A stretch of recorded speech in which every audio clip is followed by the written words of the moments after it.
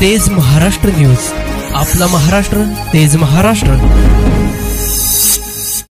सार्वत्रिक लोकसभा निवडणुकीच्या पार्श्वभूमीवर डहाणू विधानसभा क्षेत्रासाठी सहाय्यक निवडणूक निर्णय अधिकारी सत्यम गांधी यांची पत्रकार परिषद। पालघर लोकसभा मतदारसंघातील डहाणू विधानसभा क्षेत्रात एकूण 330 मतदान केंद्रे उभारण्यात आली असून त्यापैकी डहाणूसाठी 222 व तलासरीसाठी 108 मतदान केंद्रे उभारण्यात आलेली आहेत। यासाठी एकूण 46 झोन व 51 झोनल अधिकाऱ्यांची नेमणूक करण्यात आली आहे। त्यापैकी 5 राखीव झोनल अधिकाऱ्यांची नेमणूक करण्यात आलेली आहे।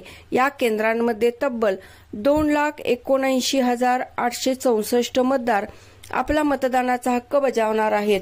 यामध्ये 1,40,477 पुरुष, 1,39,356 महिला आणि 31 तृतीयपंथी असल्याची माहिती पालघरचे सहाय्यक निवडणूक निर्णय अधिकारी सत्यम गांधी यांनी पत्रकार परिषदेत दिली।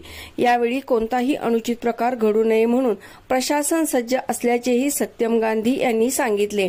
मतदारांना आमिष दाखवण्यासाठी दमण आणि दादरा नगर हवेली येथून मोठ्या प्रमाणावर मद्य वाहतूक केली जात असून अशा वाहनांवरही प्रशासनाची करडी नजर असल्याचे सत्यम गांधी यांनी सांगितले। महाराष्ट्र आणि गुजरात सीमेवर ठिकठिकाणी 3 स्थिर तपासणी नाके उभारण्यात आले असून 2 फिरती पथकेही तैनात असल्याची माहिती गांधी यांनी दिली। तर दुसऱ्या बाजूला जास्तीत जास्त मतदारांनी मतदानाचा हक्क बजवावा यासाठी प्रशासनाकडून वेगवेगळ्या पद्धतीने जनजागृती केली जात असल्याचेही सत्यम गांधी म्हणाले।